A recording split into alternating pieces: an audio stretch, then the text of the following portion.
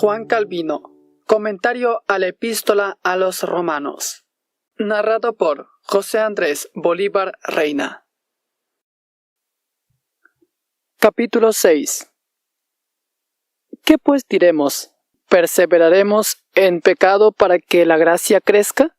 En ninguna manera, porque los que somos muertos al pecado, ¿cómo viviremos aún en él? El verso 1 de este capítulo dice, ¿qué pues diremos? ¿Perseveraremos en pecado para que la gracia crezca?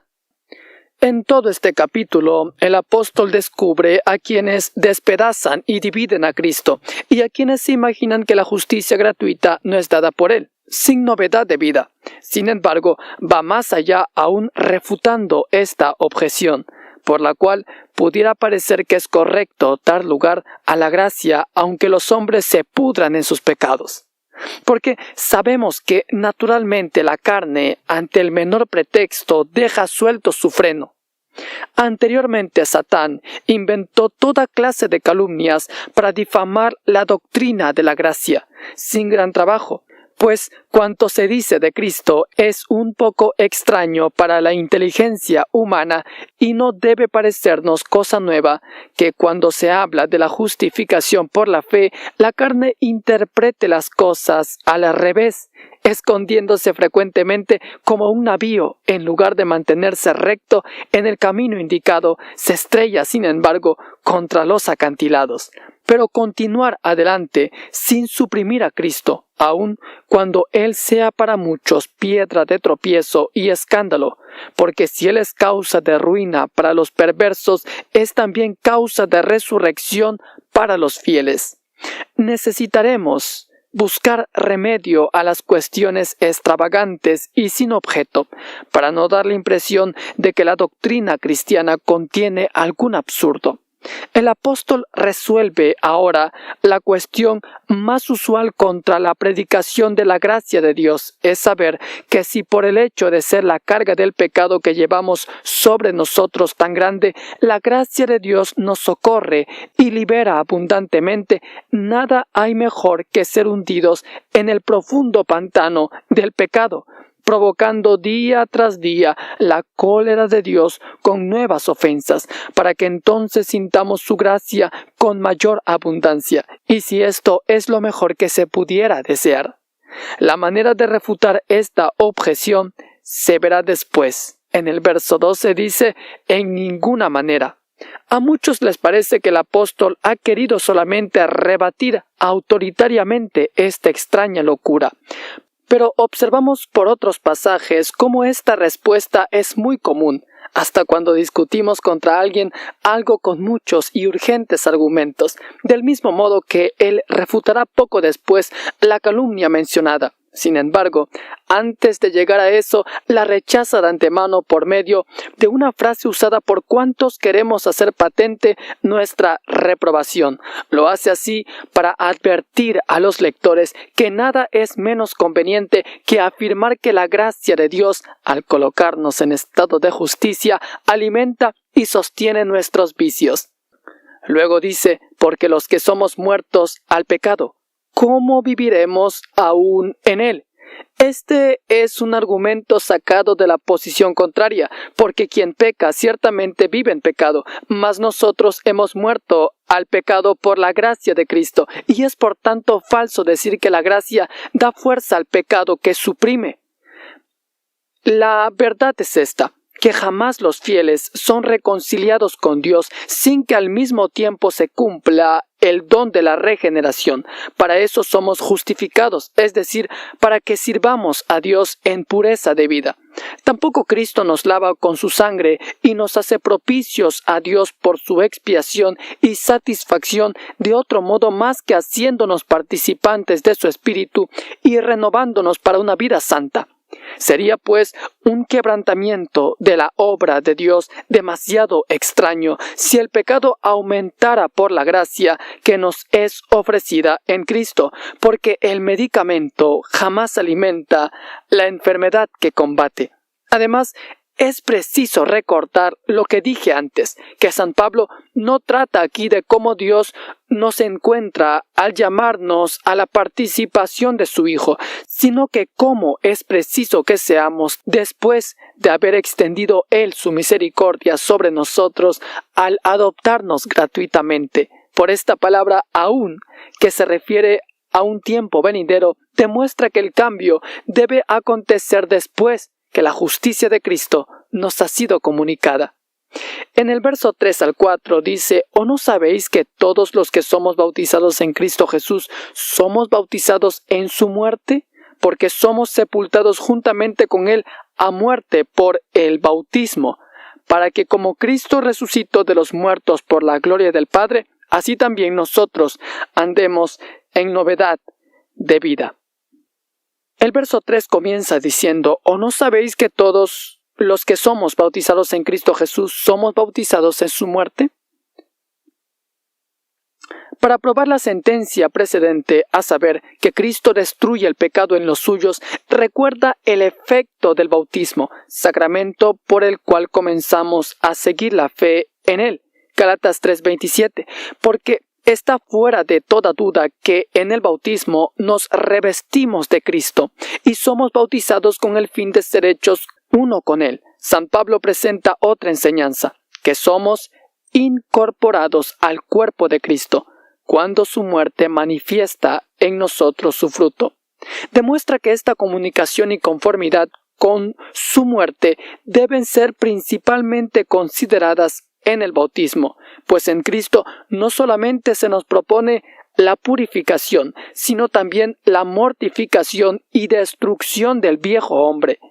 Parece, pues, que desde que somos recibidos en la gracia de Cristo, se muestra inmediatamente la eficacia de su muerte. Después continúa diciendo lo que implica esta participación y comunicación con la muerte de Cristo. Luego dice: porque somos sepultados juntamente con Él a muerte por el bautismo, para que como Cristo resucitó de los muertos por la gloria del Padre, así también nosotros andemos en novedad de vida. Comienza ahora a mostrar lo que conduce eso, al decir que somos bautizados en la muerte de Cristo, aun cuando no lo diga inmediatamente, es decir, para que habiendo muerto a nosotros mismos seamos hechos hombres nuevos. Lógicamente, pasa de la comunicación de la muerte a la participación de la vida, porque estas dos cosas están inseparablemente unidas. Que el viejo hombre sea abolido por la muerte para que la resurrección restablezca la justicia, convirtiéndonos en nuevas criaturas. Ciertamente, si Cristo no es dado para vida, ¿de qué nos serviría morir con Él, sino para resucitar a una vida mejor? Por eso, Él no destruye lo que es mortal en nosotros, más que para vivificarnos en verdad. Aparte de esto, sabemos que el apóstol no nos exhorta simplemente a una imitación de Cristo, como si dijese que su muerte es como un patrón o modelo para los cristianos, pues en verdad Él se remonta más alto. En efecto, presenta una doctrina de la cual deducirá enseguida la exhortación fácil de hacer. Esta es que la muerte de Cristo es eficaz para apagar y exterminar la depravación de la carne, así como su resurrección lo es para originar en nosotros un nuevo estado de naturaleza mejor, indicando que por el bautismo entramos en la participación de esta gracia. Siendo tal fundamento expresado así, haya en él una hermosa manera de exhortar a los creyentes para que procuren responder a su vocación. Importa poco que esta virtud y eficacia no se manifiesten en todos los bautizados. San Pablo, siguiendo su costumbre al dirigirse a los fieles, une la substancia y el efecto con la señal exterior, porque sabemos que por la fe es confirmada y ratificada en ellos todo cuanto el Señor presente bajo un signo visible. En resumen, nos enseña lo verdadero del bautismo cuando es recibido debidamente y cómo corresponde. Así, hablando a los Gálatas, en el 3:27, dice que todos los bautizados en Cristo están revestidos de Cristo. Así es necesario hablar cuando el mandamiento del Señor y la fe de los fieles son una sola cosa, porque jamás hemos visto las señales vacías y desnudas, a no ser que por nuestra ingratitud y maldad no se cumpla eficazmente la liberalidad de Dios. Luego dice, para la gloria del Padre, es decir, por la excelente virtud mediante la cual se manifiesta en verdad lleno de gloria. Frecuentemente en las Escrituras, la potencia de Dios desplegada en la resurrección de Cristo es presentada con algún título excelente y magnífico, y no sin causa, porque es muy necesario que se mencione la potencia inestimable de Dios para encomiar y presentar ante nosotros no sólo la verdad y certeza de la última resurrección que sobrepasa infinitamente a todo conocimiento humano, sino también los frutos que recibimos por la resurrección de Cristo. Pasemos pues a los versículos 5 al 6 que dice, porque si fuimos plantados juntamente en Él, a la semejanza de su muerte, así también lo seremos a la de su resurrección, sabiendo esto, que nuestro viejo hombre juntamente fue crucificado con Él, para que el cuerpo del pecado sea deshecho, a fin de que no sirvamos más al pecado. El verso 5 dice, porque si fuimos plantados juntamente en Él a la semejanza de su muerte, así también lo seremos a la de su resurrección. Así confirma en términos más claros el argumento señalado, porque la similitud que aplica ahora quita al asunto toda ambigüedad, pues el término plantar no significa solamente una conformidad con el ejemplo, sino que encierra una unión secreta por la cual somos injertados en Él, de tal manera que, dándonos la vida por su Espíritu, nos transmite su virtud a nosotros. Así como el injerto tiene un lazo común de vida y muerte con el árbol al cual se injerta, así es preciso que seamos participantes tanto de la vida como de la muerte de Cristo. Si somos injertados a semejanza de la muerte de Cristo, habiendo éste resucitado, nuestra muerte será también una resurrección. Pueden explicarse las palabras del apóstol de dos maneras, o bien que somos injertados con Cristo en la semejanza de su muerte, o que somos injertados a semejanza. Según lo primero, sería preciso decir que estas palabras a semejanza significarían el medio o la manera, y no niego que este sentido es más completo, mas porque la otra explicación conviene mejor a la sencillez del estilo, me ha parecido aceptarla en lugar de la primera, aunque nada debamos añadir, porque las dos significan lo mismo. Crisóstomo piensa que el apóstol ha descrito a la semejanza de su muerte por la palabra muerte, como en otro pasaje dice, hecho semejante a los hombres, Filipenses 2:7. Mas me parece que en estos términos percibo alguna cosa más significativa.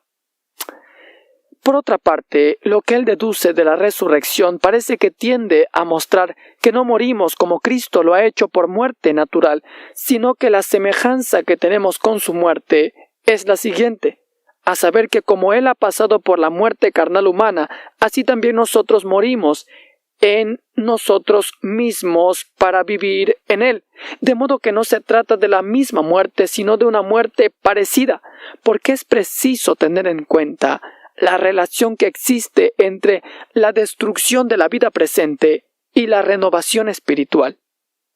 La palabra plantados. Esta palabra tiene gran importancia y demuestra claramente que el apóstol no exhorta, sino más bien propone una doctrina relativa al beneficio de Cristo, pues no habla de algo que debiéramos hacer por nosotros mismos, sino que se refiere al injerto hecho por la mano de Dios.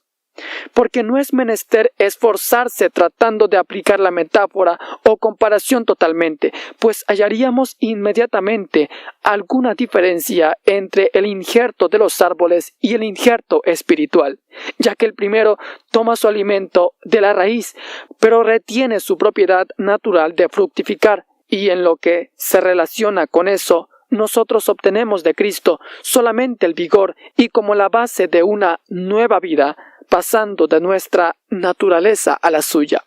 El apóstol ha querido referirse únicamente a la eficacia de la muerte de Cristo, la cual se manifiesta en la destrucción y la mortificación de nuestra carne, algo parecido a la eficacia de la resurrección que renueva en nosotros la naturaleza espiritual.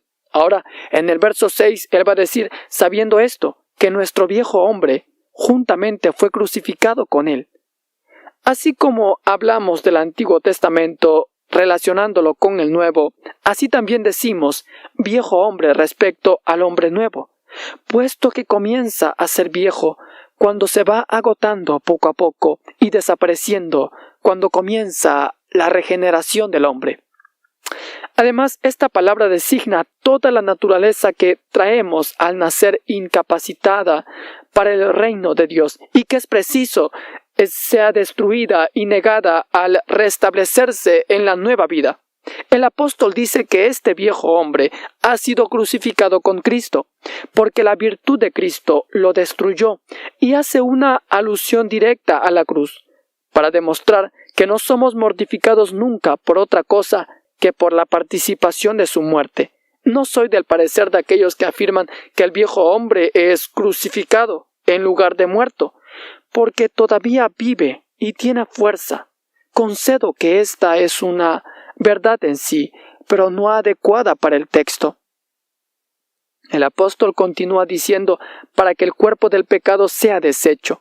El cuerpo del pecado al que se refiere el apóstol no significa la carne ni los huesos, sino algo así como la masa del pecado, pues el hombre, abandonado a su propia naturaleza, está formado por ella. Cuando añade y dice a fin de que no sirvamos más al pecado, se refiere al fin y objeto de la abolición o destrucción del cuerpo del pecado. Sabemos que mientras somos hijos de Adán y solamente hombres, de tal manera servimos al pecado que no podemos hacer otra cosa sino pecar, pero siendo injertos en Cristo, nos vemos libres de esta miserable condición, aun cuando no cesemos inmediatamente de pecar, obteniendo al fin la victoria en el combate. Ahora, desde los versos 7 al verso 11 dice, porque el que es muerto, justificado es del pecado, y si morimos con Cristo, creemos que también viviremos con él, sabiendo que Cristo, habiendo resucitado de entre los muertos, ya no muere, la muerte no se enseñoreará más de él. Porque el haber muerto al pecado murió una vez, mas el vivir a Dios vive. Así también vosotros pensad que de cierto estáis muertos al pecado, mas vivos a Dios en Cristo Jesús, Señor nuestro. El verso 7 comienza diciendo el apóstol, porque el que es muerto justificado es del pecado. Este es un argumento deducido de la propiedad o efecto de la muerte, porque si la muerte extingue todas las operaciones de la vida, es menester que siendo muertos al pecado no hagamos las obras producidas por él. La palabra justificar está tomada aquí en el sentido de absuelto y libertado de la servidumbre, pues así como el juez absuelve por su sentencia y liberta y desata de la acusación, así la muerte del pecado, libertándonos, nos exime de todas sus obras.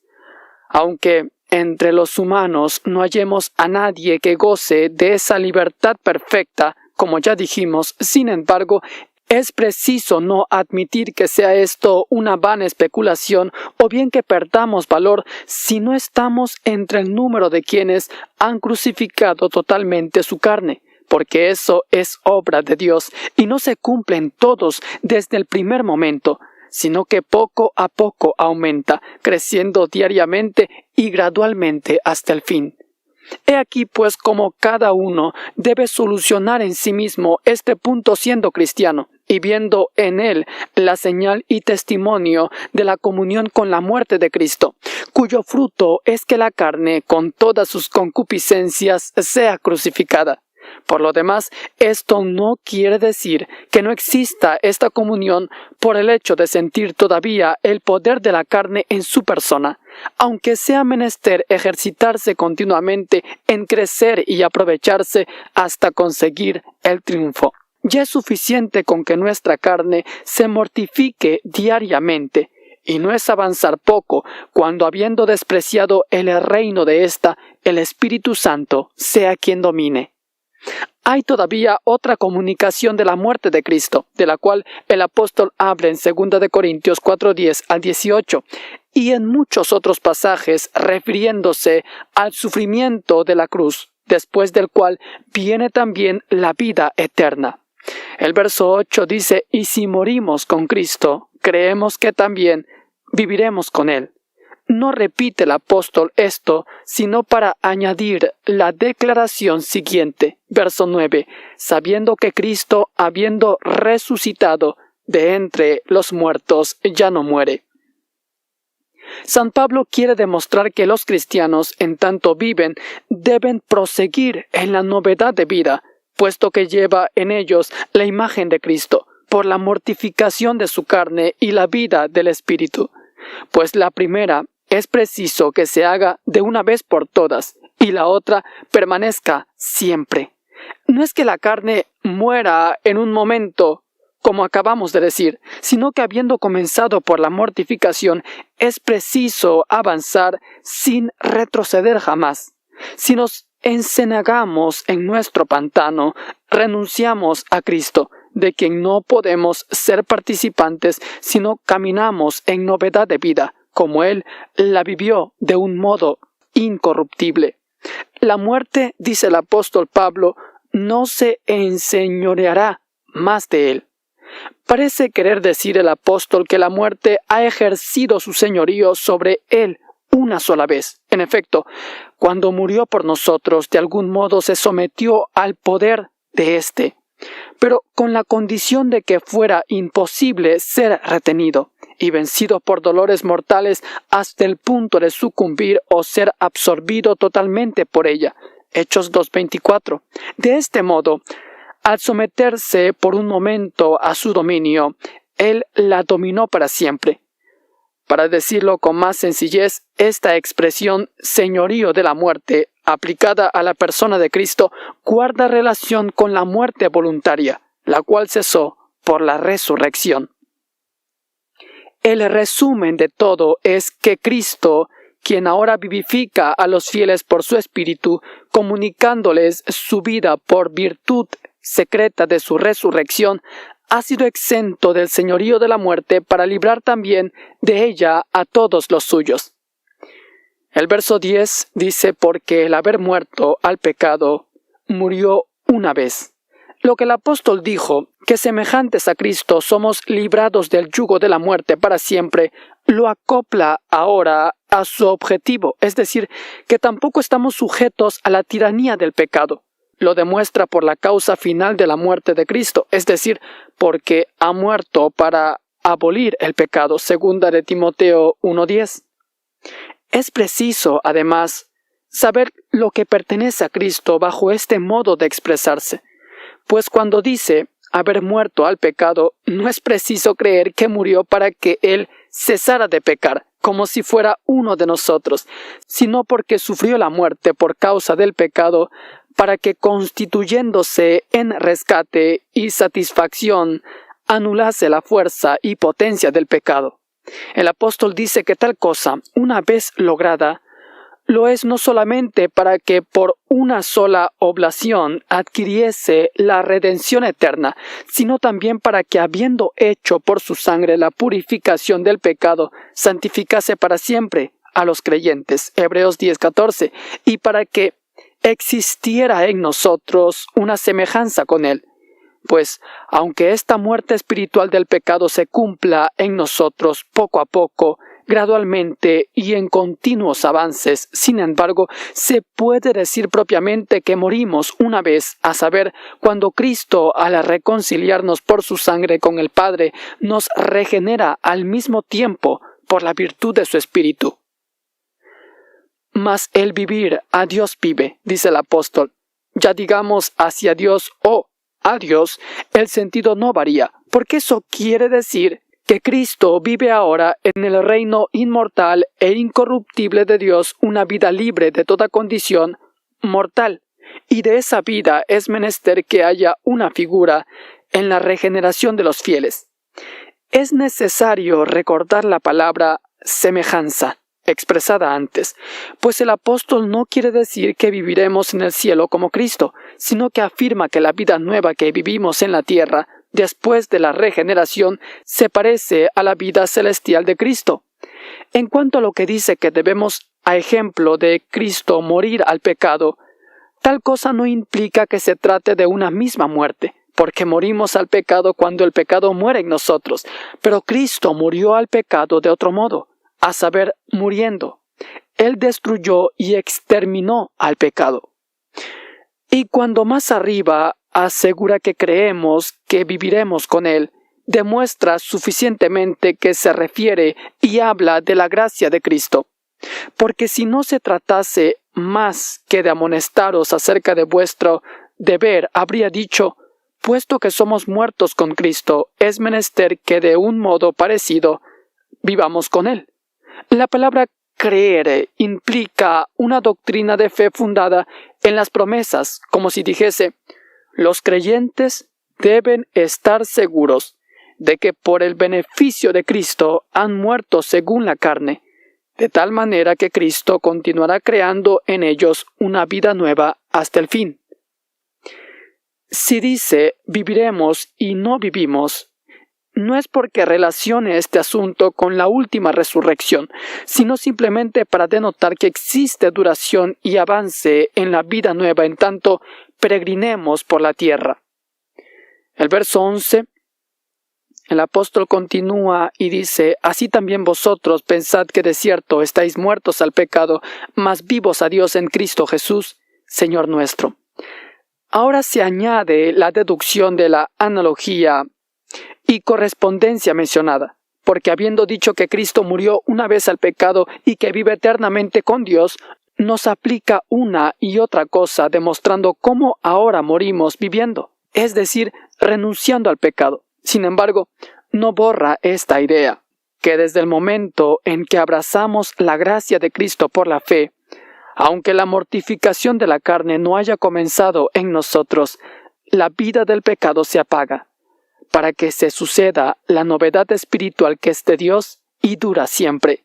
Si no fuera porque hasta el fin Cristo mata en nosotros el pecado, su gracia casi no sería firme ni estable. El sentido de todo esto es, pues pensad que tenéis esto. Cristo murió una vez para destruir el pecado, y así también vosotros habéis muerto una vez para que ceséis de pecar. Necesitáis todos los días proseguir en esta mortificación que ha sido comenzada en vosotros hasta que el pecado sea total y completamente extinguido. Así como Cristo ha resucitado a una vida incorruptible, así también por la gracia de Dios habéis nacido de nuevo para que prosigáis siempre en santidad y justicia desde el instante en que la virtud del Espíritu Santo, por la cual habéis sido renovados, siendo eterna y teniendo siempre poder, os acompañe. Me gusta más retener las palabras del apóstol en Jesucristo, que traducir como lo hace Erasmo, por Cristo, porque la expresión apostólica indica mejor el injerto que nos hace ser uno con Cristo. Ahora, de los versos 12 al 13 dice, no reine, pues, el pecado en vuestro cuerpo mortal, para que lo obedezcáis en sus concupiscencias, ni tampoco presentéis vuestros miembros al pecado por instrumentos de iniquidad. Antes, presentaos a Dios como vivos de los muertos y vuestros miembros a Dios por instrumentos de justicia. Comienza diciendo el apóstol en el verso 12, no reine, pues, el pecado en vuestro cuerpo mortal, para que le obedezcáis en sus concupiscencias. Ahora, hay una exhortación deducida de esta doctrina de la participación y comunión que tenemos con Cristo. Esta es que, aunque el pecado resida en nosotros, es conveniente, sin embargo, que no tenga fuerzas para dominarnos, puesto que la virtud de la santificación debe ser eminente, destacándose sobre el pecado, de modo que nuestra vida rinda testimonio de que somos verdaderamente miembros de Cristo. La palabra cuerpo no quiere decir carne, piel y huesos, sino todo el hombre, por así decirlo. Esto se desprende del presente pasaje, pero como el otro miembro de la frase que sigue se refiere a las partes de este cuerpo, comprende también el alma. San Pablo designa así generalmente al hombre porque la corrupción de nuestra naturaleza nos hace indignos de nuestro primer origen. Siguiendo este modo de hablar, quejándose Dios de que el hombre se vaya hecho carne como las bestias brutas, no le deja nada que no sea terreno. Génesis 3:6. Este sentido encierran también estas palabras de Cristo.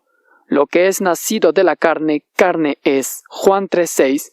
Y si se replica que el alma es de otra condición, la respuesta fácil será: lo mismo que ahora somos humanos, nuestras almas también lo son, estando de tal manera sujetas al cuerpo que han perdido toda su excelencia.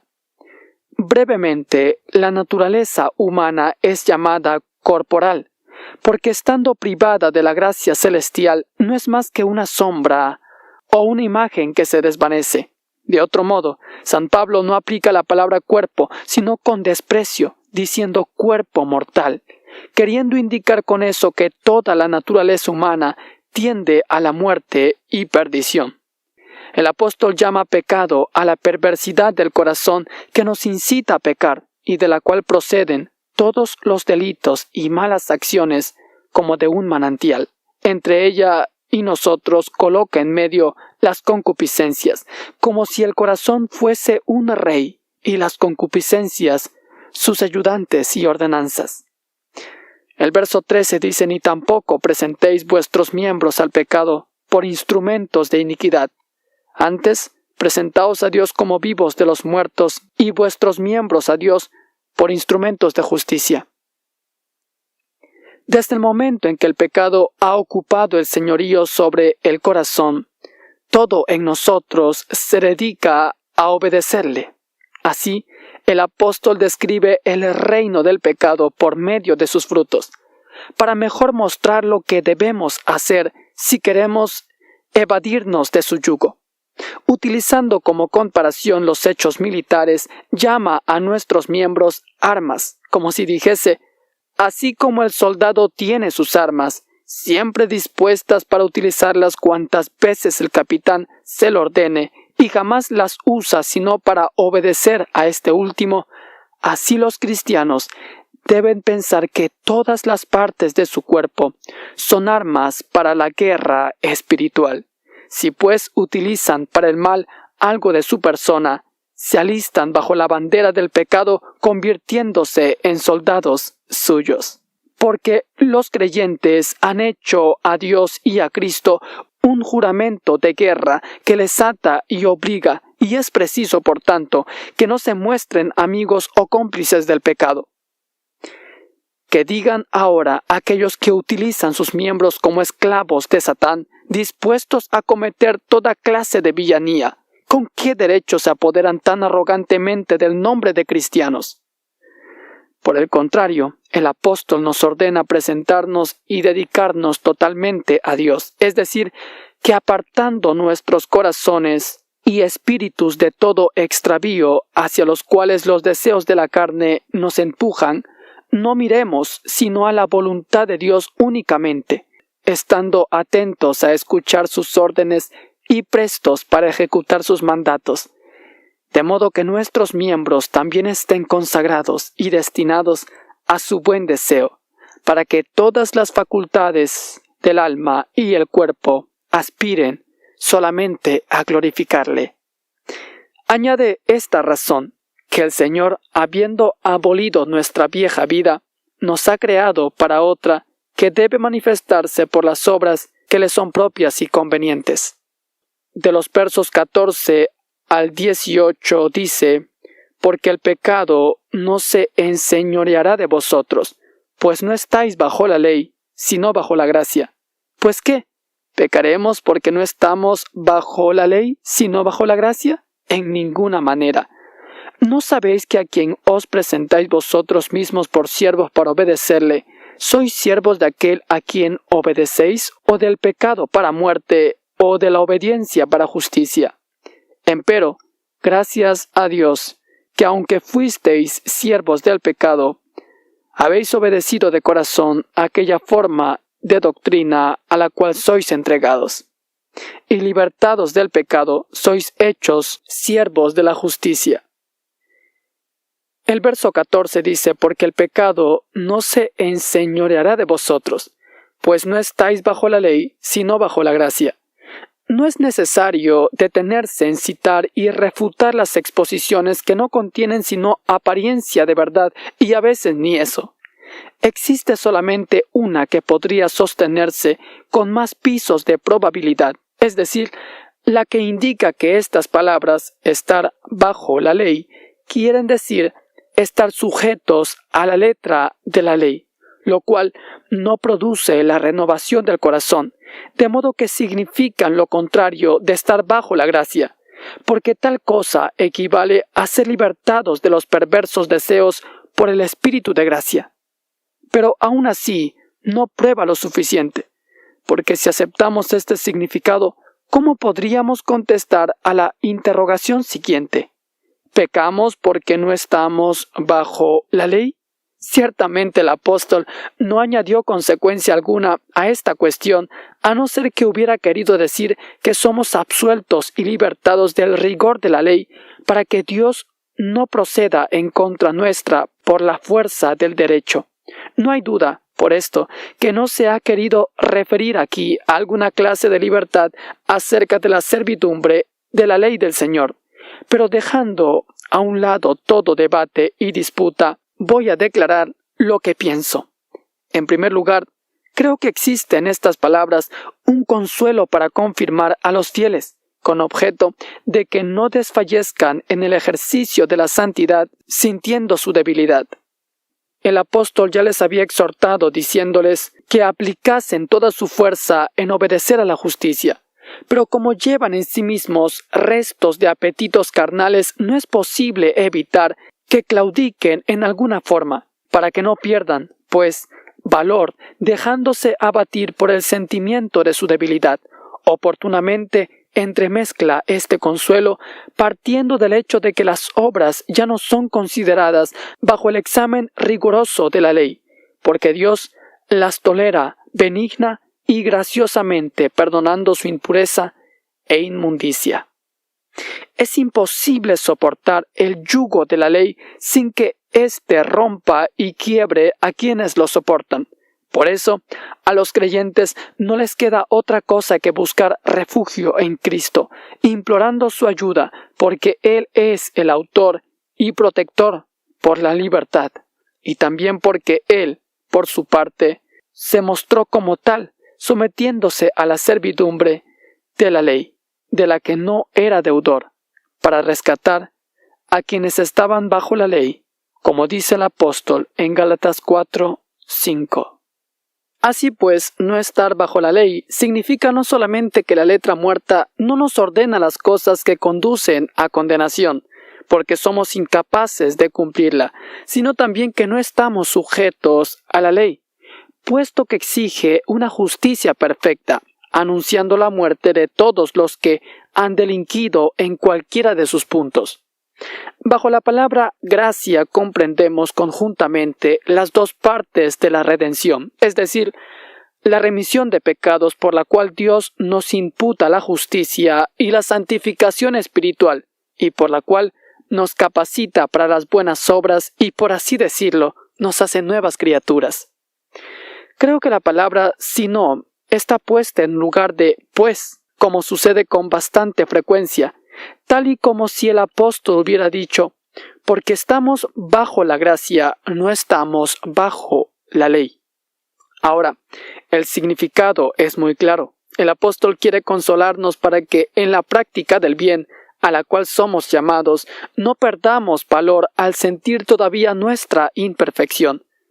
Pues aunque los aguijones del pecado nos preocupen y atormenten, no nos pueden subyugar ni vencer, porque por el Espíritu de Dios alcanzamos el objetivo y lo sobrepasamos. Estando bajo la gracia, somos librados de esta soberanía y dominio de la ley. Además, Es preciso comprender esto, que el apóstol presupone totalmente resuelto, que todos aquellos que son destituidos de la gracia de Dios, siendo oprimidos por el yugo de la ley, permanecen bajo condenación. Lo mismo puede deducirse de este pasaje en sentido contrario, que los hombres, mientras están bajo la ley, están bajo el dominio del pecado. El verso 15 dice, ¿pues qué? ¿Pecaremos porque no estamos bajo la ley sino bajo la gracia? En ninguna manera. La sabiduría de la carne siempre se revela y tiene algo que decir contra los misterios de Dios, y el apóstol razonablemente y necesariamente se anticipa contestando a quienes pueden replicar. Siendo la ley la regla del bien vivir, y habiendo sido dada para conducir y gobernar a los hombres, habiendo quedado abolida, parece deducirse que toda disciplina ha caído con ella, y se ha quitado toda corrección, dejando a los hombres vivir a su antojo, y al mismo tiempo parece que no pueda hacerse diferencia alguna entre el bien y el mal. Mala cosa es abusar de eso pensando que la abrogación de la ley pueda abolir la justicia que Dios enseña y ordena por ella, porque tal cosa no se refiere a los mandamientos de la buena conducta que Cristo confirma y establece, más bien que suprime. Mateo 5:17. He aquí la verdadera y recta solución, a saber, que solamente la maldición de la ley ha sido quitada, la cual, sin la gracia, oprime a todos los hombres. Aunque San Pablo no lo expresa así de un modo tan abierto y claro, lo da a entender indirectamente. En ninguna manera, dice él. Luego en el verso 16 continúa y dice, ¿no sabéis que a quien os prestáis vosotros mismos por siervos para obedecerle, sois siervos de aquel a quien obedecéis? ¿No es esta una simple evasiva, como se ha dicho, para dar una respuesta? Algo así como si al apóstol le gustase más rechazar el asunto que refutarlo gustosamente. Él añade inmediatamente después de la refutación deducida de la naturaleza de las cosas contrarias, cuyo significado es el siguiente. El yugo de Cristo y el del pecado son demasiado discordantes para que alguien pueda soportarlos al mismo tiempo. Si pecamos, nos colocamos bajo la servidumbre del pecado. Pero los fieles han sido rescatados de la tiranía del pecado para estar al servicio de Cristo. Es, pues, imposible que permanezcan todavía sujetos al pecado. Sin embargo, es mejor detallar la deducción y el hilo del argumento como San Pablo lo ha hecho. Continúa diciendo, así, sois siervos de aquel a quien obedecéis. Las palabras a quien equivalen a por qué o pues, como si alguien dijese, no existe perversidad de la cual no sea culpable el parricida, porque ha tenido conciencia de un delito tan grave y de una crueldad tan grande que hasta las mismas bestias, por así decirlo, se hubieran horrorizado de cometerlo. En este ejemplo, las palabras porque ha tenido conciencia, etc., indican la razón. Además, la razón que San Pablo aduce aquí está tomada en parte de los efectos y en parte de la naturaleza de los correlativos. Porque, en primer lugar, si los hombres obedecen, se deduce que son servidores, porque la obediencia demuestra que la autoridad de mando la posee la persona que obliga a obedecer. Esta es la primera razón deducida del efecto de la servidumbre, como ya he dicho. He aquí la otra. Si sois siervos, es preciso reconocer que la soberanía pertenece necesariamente a quien os hizo siervos. O del pecado para muerte, dice el apóstol Pablo, o de la obediencia para justicia. El apóstol en esto no ha observado totalmente la corrección del lenguaje, porque si intentó el encuentro de los miembros opuestos, debió decir o de la justicia para vida. Mas, como el cambio de palabras no impide el significado, me agrada más indicar por la palabra obediencia el sentido de justicia. No obstante, en esta palabra obediencia existe todavía una figura llamada metonimia, porque sustituye a los mandamientos de Dios. Además, si puso esta palabra sin añadir a qué se refiere esta obediencia, ha querido demostrar por eso que solamente Dios debe mantener las conciencias sujetas con autoridad. Por esta causa, la obediencia misma, sin mencionarlo, expresa el nombre de Dios, porque no puede referirse a muchos. El verso 17 dice: empero, gracias a Dios, que aunque fuisteis siervos del pecado. Esta es una aplicación de la semejanza en el asunto que trata ahora. Habiéndoles recordado que ya no son siervos del pecado, da gracias a Dios, en primer lugar, para mostrar que tal cosa no procede de mérito personal, sino de la misericordia especial de Dios, y además, para que esta acción de gracias les dé a entender al mismo tiempo cuán grande es este beneficio de Dios y cómo deben ser valientes detestando al pecado. Porque su gratitud no se refiere al tiempo durante el cual ellos hayan podido ser siervos del pecado, sino por la libertad que les concedió cuando dejaron de ser lo que antes fueron. La comparación que tácitamente hace aquí del pasado con el presente tiene su valor, pues por ella el apóstol arremete contra los calumniadores de la gracia de Cristo al mostrarle que sin ella todo el género humano está cautivo bajo el pecado, y que, por el contrario, tan pronto como la gracia domina, el reino del pecado cesa. De esto podemos deducir que cuando somos libertados de la ley, no lo somos para pecar, porque la ley no pierde su dominio, sin que al mismo tiempo la gracia de Dios ponga su mano sobre nosotros, haciéndonos suyas y estableciendo la justicia. De este modo es imposible estar bajo el pecado cuando la gracia de Dios reina. Ya hemos dicho que bajo esta palabra gracia se comprende el espíritu de regeneración. El apóstol va a decir más adelante: habéis obedecido de corazón a aquella forma de doctrina a la cual sois entregados. Directamente San Pablo compara como cosas opuestas la virtud secreta del espíritu y la letra externa, como si dijese que Cristo modela mucho mejor los corazones desde dentro que si la ley, usando de violencia, los amenazara y aterrorizara. De este modo se refuta la calumnia que si Cristo nos libra de la sujeción de la ley, nos concede libertad para pecar. Él jamás suelta la brida de los suyos para desbordamientos desarreglados, para que se extravíen como caballos desbocados, sino que les conduce a una manera de vivir legítima de santidad y honestidad.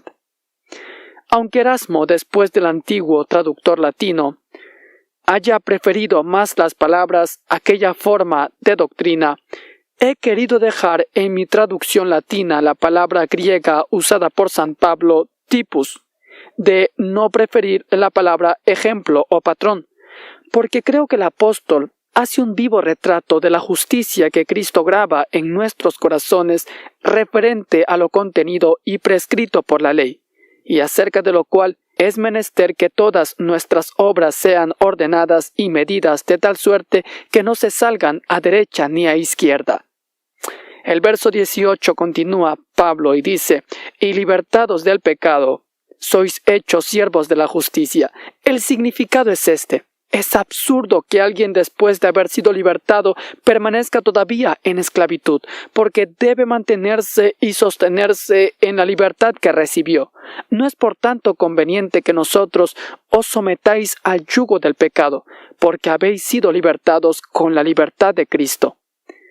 Este argumento está tomado de la causa eficiente, como se dice. Después sigue otro derivado de la causa final. Por esta causa habéis sido apartados de la servidumbre del pecado, para que entréis en el reino de la justicia. Olvidaos por completo del pecado y dirigid vuestro corazón hacia la justicia, el servicio y obediencia a que habéis sido llevados. Es menester decir cómo nadie puede servir a la justicia si antes no es libertado del pecado y su tiranía por el poder y la gracia de Dios. Como Cristo mismo lo afirma: si el Hijo os libertare, seréis realmente libres. Juan 8:36. ¿A dónde quedan pues las obras precedentes de libre albedrío si el principio del bien hacer procede de esta libertad que solamente la gracia de Dios concede?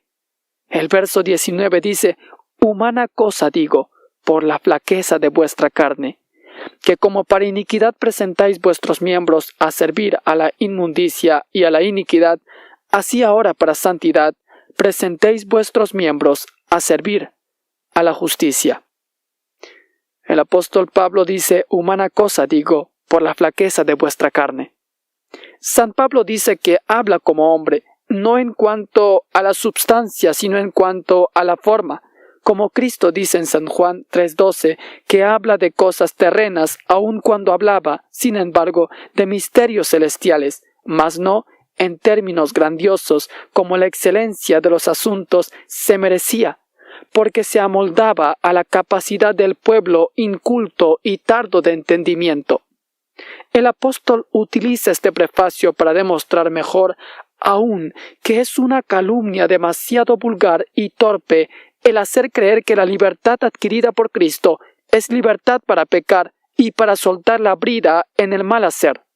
Amonesta además a los fieles, diciéndoles que nada hay más absurdo y que arroje más vergüenza sobre ellos que afirmar que les importa menos la gracia espiritual de Cristo que la libertad terrena. Como si dijese: yo podría, comparando la justicia al pecado, demostrar cómo debéis entusiasmaros en la obediencia hacia la justicia, lo mismo que antes lo habéis hecho para obedecer al pecado. Este modo de hablar encierra una figura que los latinos llaman reticencia. O sea, cuando al dirigirnos a alguien deseamos que entienda algo de mayor importancia que lo expresado por la palabra. Pues aunque parece que el apóstol no exige tanto, no obstante les exhorta a rendir obediencia a la justicia con mayor entusiasmo, puesto que es más digna de ser obedecida que el pecado. Luego continúa diciendo que como para iniquidad presentasteis vuestros miembros a servir a la inmundicia y a la iniquidad, así ahora para santidad presentéis vuestros miembros a servir a la justicia. Es decir, antes todo vuestro ser estaba dispuesto para obedecer al pecado de un modo muy evidente. Por eso la perversidad de vuestra carne os tenía sujetos y sometidos de un modo miserable. Mostraos pues ahora también gozosos y decididos para colocaros bajo la soberanía de Dios, poniendo en práctica lo que Él os manda, para que no exista ahora menos intención en hacer el bien que antes en cometer pecado. Es cierto que no emplea la antítesis para hacer encontrar por una y otra parte los miembros opuestos de la frase, como lo hace en 1 de Tesalonicenses 4:7, donde opone la impureza a la santidad con toda intención y muy claramente. En primer lugar, presenta dos clases de pecados: la impureza y la iniquidad, siendo la primera opuesta a la castidad y a la santidad, y la otra relacionada con las injurias y ultrajes con los que se hiere al prójimo. Después se repite 2 veces la palabra iniquidad con diferente significado, pues la primera vez equivale a rapiña, robo, perjurio y otra clase de ofensas, y la segunda a desenfreno universal de la vida, como si dijera: habéis entregado y prostituido vuestros miembros para cometer obras inicuas y para que el reino de la iniquidad tuviera fuerza en vosotros. Indicó la palabra justicia en lugar de la regla de vida justa y la ley, porque el fin es la santificación, o sea que los creyentes deben consagrarse santamente al servicio de Dios. Los versos 20 al 23 dicen: porque cuando fuisteis siervos del pecado, erais libres acerca de la justicia. ¿Qué fruto, pues, teníais de aquellas cosas de las cuales ahora os avergonzáis? Porque el fin de ellas es muerte. Mas ahora, librados del pecado y hechos siervos a Dios, tenéis por vuestro fruto la santificación y por fin la vida eterna. Porque la paga del pecado es muerte, mas la dádiva de Dios es vida eterna en Cristo Jesús, Señor nuestro. El apóstol Pablo dice, porque cuando fuisteis siervos del pecado, erais libres acerca de la justicia. Repite aún este desacuerdo, pues antes mencionó lo que existe entre el yugo de la justicia y el del pecado. Pues el pecado y la justicia son dos cosas tan contrarias que quien se entrega a uno de los dos abandona a otro. Lo dice así para que consideren cada cosa aparte y aparezca con mayor claridad lo que se puede esperar de ambas. La distinción y separación entre las cosas arroja mayor luz para considerar mejor la naturaleza de cada una. Así pues, coloca al pecado a un lado y a la justicia en otro. Y habiendo así hecho la diferencia, muestra la consecuencia de una y otra parte. Acordémonos, pues, que el apóstol emplea aquí un argumento sacado todavía de las cosas contrarias. De este modo, en tanto habéis sido siervos del pecado, fuisteis libres de la justicia. Mas ahora, habiéndose cambiado vuestra condición, servís a la justicia porque sois libres del yugo del pecado. Él llama libres de la justicia a quienes no son sujetados por alguna brida de obediencia para seguir la justicia. Tal cosa es la licencia de la carne, que nos libera de la sujeción de Dios, sujetándonos al diablo. He aquí, pues, una libertad maldita y miserable que, con impetuosidad desbordada, o más bien enraizada, se goza en nuestra ruina y perdición. El verso 21, el apóstol dice, ¿qué fruto pues teníais de aquellas cosas de las cuales ahora os avergonzáis? El apóstol no podía más fuertemente expresar su deseo, sino apelando a la propia conciencia en testimonio y confesando de ellos la pobreza y la vergüenza humana de los hombres que se encuentran sin la gracia de Cristo. Los creyentes, cuando comienzan a ser iluminados por el Espíritu de Cristo y por la predicación del Evangelio, reconocen francamente que toda su vida pasada, por vivir sin Cristo, es condenable y que todas sus excusas no impiden que sientan vergüenza de ellos mismos y hasta recuerdan siempre su pobreza e ignominia para que siendo por ellas abatidos y confundidos se humillen más sincera y sabiamente delante del Señor. No es superfluo el decir, ahora os avergonzáis, pues por estas palabras el apóstol da a entender que estamos rodeados de un amor ciego hacia nosotros mismos, envueltos en las tinieblas de los pecados y no apercibiendo nunca la inmundicia tan grande que está en nosotros. Solamente la luz del Señor puede abrir nuestros ojos para hacernos ver el pecado escondido en nuestra carne. Por eso podemos decir de un hombre que ha sacado provecho de los primeros comienzos y fundamentos de la filosofía cristiana, si ha aprendido a desagradarse de sí mismo, avergonzándose de su miseria. Porque el fin de ellas, dice Pablo, es muerte. Finalmente, por esto el apóstol demuestra todavía con mayor claridad que deben sentir vergüenza, considerando que han estado cerca del precipicio de la muerte y ruina eterna, habiendo casi penetrado por las puertas de la muerte, si Dios por su misericordia no les hubiese retirado de ellas. El verso 22 dice, mas ahora, librados del pecado y hechos siervos a Dios, tenéis por vuestro fruto la santificación y por fin la vida eterna. Como antes el apóstol indicó un doble fin al pecado, ahora lo hace refiriéndose a la justicia. El pecado aporta en esta vida los tormentos de una mala conciencia, seguidos de la muerte eterna. Por esto recogemos de la justicia en el presente un fruto, a saber, la justificación, y en el futuro, la vida eterna. Si no somos demasiado necios, estas cosas deben producir en nosotros odio y horror al pecado, y amor y deseo de justicia.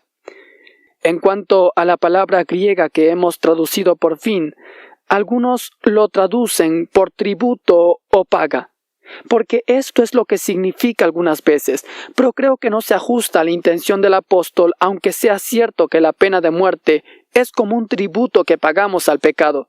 Sin embargo, la palabra tributo no se acopla al otro miembro de la frase, al cual San Pablo lo aplica también, pues la vida eterna no puede ser llamada tributo de la justicia. El verso 23 dice: porque la paga del pecado es muerte. La palabra griega opsonomia, traducida aquí por paga, tiene varios significados y se toma alguna vez por la porción o los víveres que se pagaba a los soldados diariamente y mensualmente y que no era muy abundante. Por eso algunos piensan que al comparar San Pablo la muerte a tal cosa lo hace despreciativamente, dando a entender cuán pobre y desgraciado es el salario que reciben los pecadores.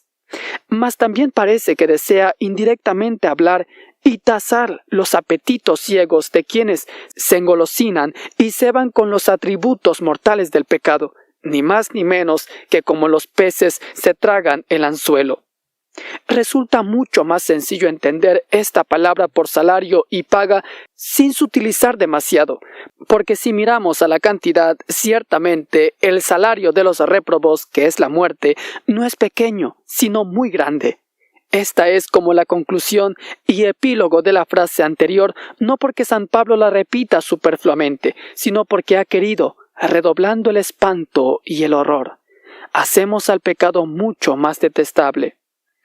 Mas la dádiva de Dios, dice el apóstol, es vida eterna en Cristo Jesús, Señor nuestro. Algunos se engañan al entender esta proposición del siguiente modo: la vida eterna es don de Dios, como si la vida eterna fuera el sujeto y el don de Dios el atributo. Pues tal significado no convendría jamás a la antítesis que hace. El apóstol ya demostró que el pecado no engendra más que la muerte, y ahora añade que el don de Dios, es decir, nuestra justificación y santificación, nos conceden la bienaventuranza de la vida eterna. Si preferimos, podemos entenderlo así: como el pecado es la causa de la muerte, así la justicia dada por Cristo nos da la vida eterna. De esta manera podremos deducir con seguridad que nuestra salud procede enteramente de la gracia de Dios y de su pura liberalidad, porque de otro modo hubiera podido decir que la paga de la justicia es la vida eterna, para lograr el encuentro de los dos miembros opuestos de esta frase sin añadir más. Pero tenía en cuenta que obtenemos el don de Dios de donde lo obtenemos, y no de nuestros méritos, y que además este don no está solo, sino que comprende dos partes: la reconciliación con Dios, al ser revestidos con la justicia de su Hijo, y la virtud del Espíritu Santo, por la que somos regenerados para santidad. Por eso añade: en Jesucristo, para que dejemos a un lado nuestra opinión sobre nuestra dignidad personal. Hemos concluido con el capítulo 6 del libro de Romanos, comentado por Juan Calvino. En la siguiente transmisión estaremos viendo el capítulo 7 del libro de Romanos.